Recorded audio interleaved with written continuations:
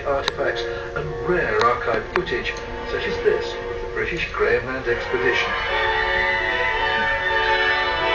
In comparison to the heroic Scott and Shackleton expeditions, which ultimately failed in their goals, the Grahamland expedition is little known.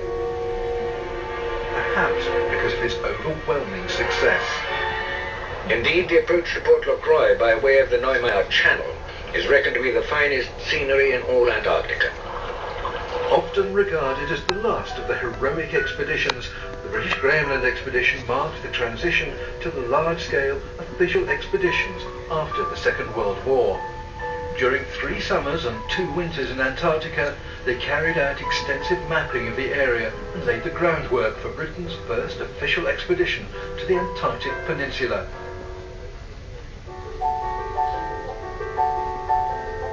Operation Tamarind, curiously named after a well-known Parisian bawdy house, was the foundation of Britain's permanent presence on the continent. It's just something, that things had these code names, didn't they? I mean, they didn't want to call it Operation Antarctica. The Germans didn't know all about it.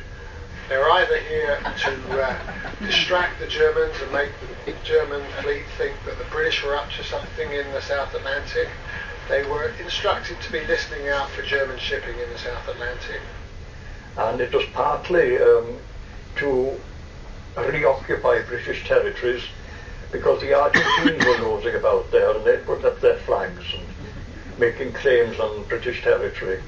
And it was partly to make sure the Germans weren't using certain of the Antarctic harbours to as depots and dumps for refuelling submarines and raiders. I love that little story of where one of the guys is writing home and he says, we're not sure where we're going, it's top secret, I can't tell you anyway, but we must be going somewhere nice because they've issued us with sunglasses. And the world is in the midst of war, led by Lieutenant Commander James Marr, who had first visited Antarctica with Shackleton. 14 British men are sent on a covert mission. They are there to establish British bases in the Antarctic. Gwyn Davis was one of the original members of Operation Tamarind. I thought to myself, well, hoping we'd see the war through, I wouldn't mind a job as able seaman on one of these discovery vessels.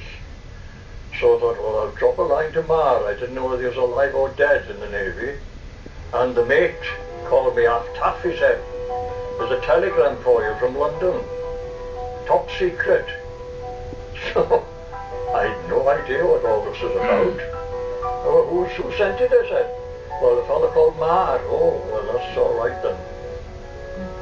They were all enthusiasts. A lot of them were well-educated scientists that had projects that they could get on with when they were here.